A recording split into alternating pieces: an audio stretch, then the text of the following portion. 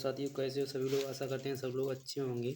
तो आपका स्वागत है हमारे चैनल एग्जाम स्टडी 563 में। आज हम आपको मौर्य साम्राज्य के बारे में बताएंगे।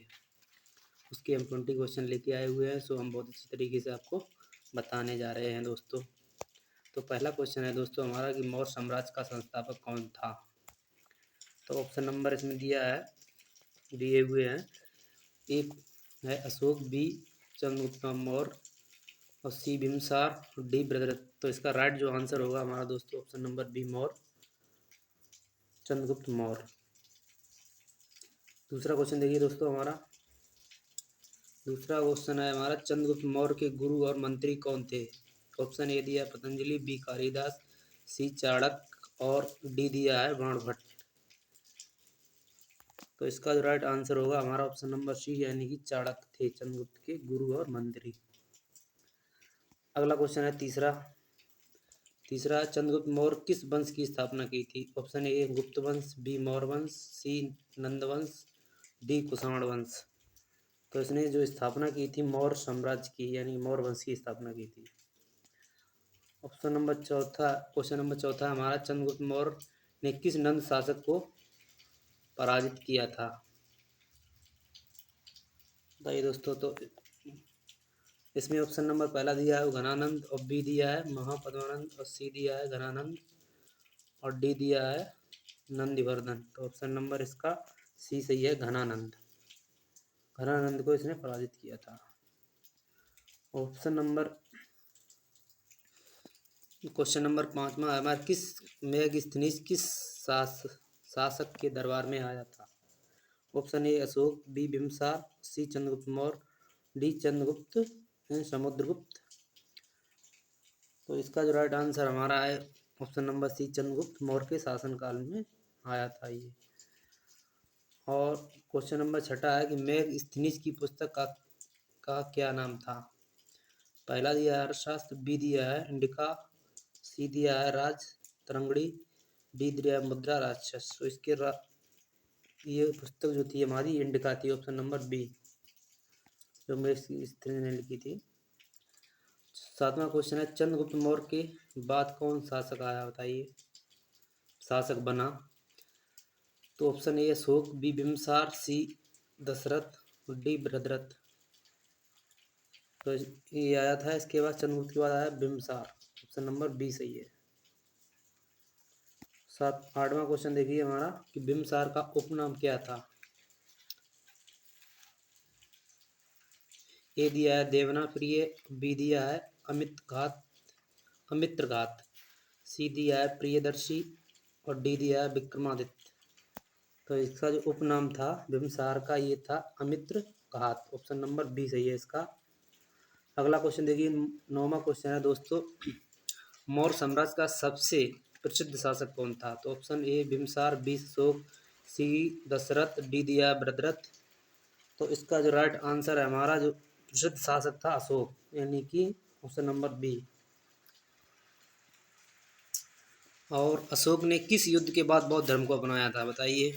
तो ए दिया है पानीपत का युद्ध, बी कलिंग का युद्ध, सी तराइन का युद्ध और डी दिया हाइडे स्पीच का युद्ध। तो इसने कलिंग के युद्ध के बाद बौद्ध धर्म अपना लिया था। ऑप्शन नंबर बी सही है इसका। 11वां क्वेश्चन देखिए कलिंग युद्ध लगभग किस वर्ष प्रारंभ हुआ था।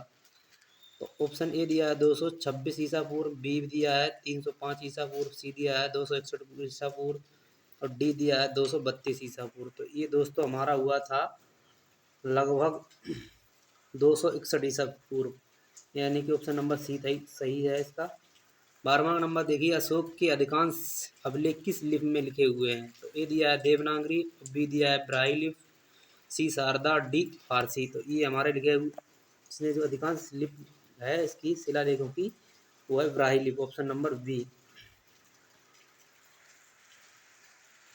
और 13 नंबर क्वेश्चन देखिए अशोक के अभिलेखों को पढ़ने में सफलता किसने प्राप्त की। सबसे पहले किसने पढ़ा, कहने का मतलब ये है हमारा। ए है James Prinsep, B Alexander Cunningham, C है मैक्स मूलर, डी है जॉन मार्शल। तो ये सबसे पहले पढ़ा था हमारे James Prinsep. Option number A सही है इसका राइट आंसर। 14 नंबर देखिए क्वेश्चन दोस्तों 14 नंबर क्वेश्चन है, अशोक के अभिलेखों में उसे किस नाम से संबोधित किया गया था? ए दिया विक्रमादित्य, बी दिया है देवाना प्रिय प्रियदर्शी, सी दिया है महाराजा धीराज, डी धर्मपाल। तो किस नाम से था ये फेमस?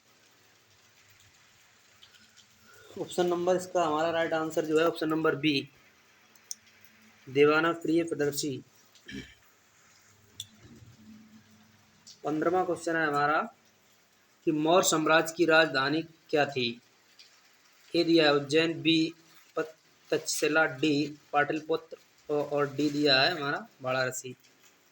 तो इसका जो राइट आंसर जो है हमारा ऑप्शन नंबर सी, यानी कि पाटलिपुत्र थी मौर्य साम्राज्य की राजधानी। ऑप्शन नंबर सी सही है इसका। 16 नंबर क्वेश्चन देखिए दोस्तों, अर्थशास्त्र के लेखक कौन थे?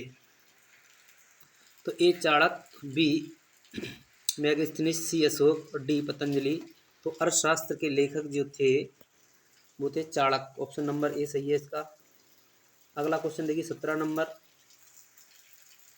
कि अशोक के धर्म का मुख्य उद्देश्य क्या था?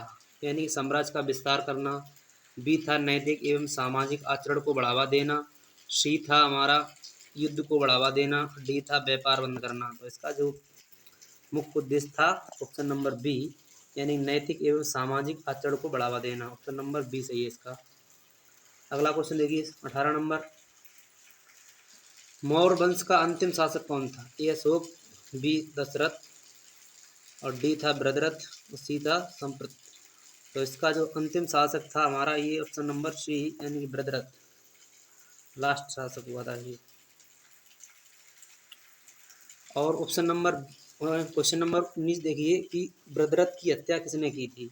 ए दिया है पुष्यमित्र शुंग, बी दिया है कनिष्क, सी दिया है समुद्रगुप्त, डी दिया है घनानंद। तो ये हमारी की इसकी जो हत्या की थी ये पुष्यमित्र शुंग ने की थी। अब इसका लास्ट क्वेश्चन है हमारा 20 कि मौर्य वंश के बाद भारत में किस वंश का उदय हुआ? तो ए दिया है गुप्त वंश, सी दिया है शुंग वंश और यानी बी दिया है शुंग वंश, सी दिया है कुषाण वंश और डी दिया है सातवाहन वंश। तो बताइए मौर्य साम्राज्य के बाद कौन सा वंश आया था? यानी ऑप्शन नंबर बी शुंग वंश आया था, शुंग वंश। तो दोस्तों ये वीडियो यहीं तक रखते हैं। बताइए सभी लोग इस वीडियो को देख के लाइक शेयर सब्सक्राइब जरूर करें दोस्तों।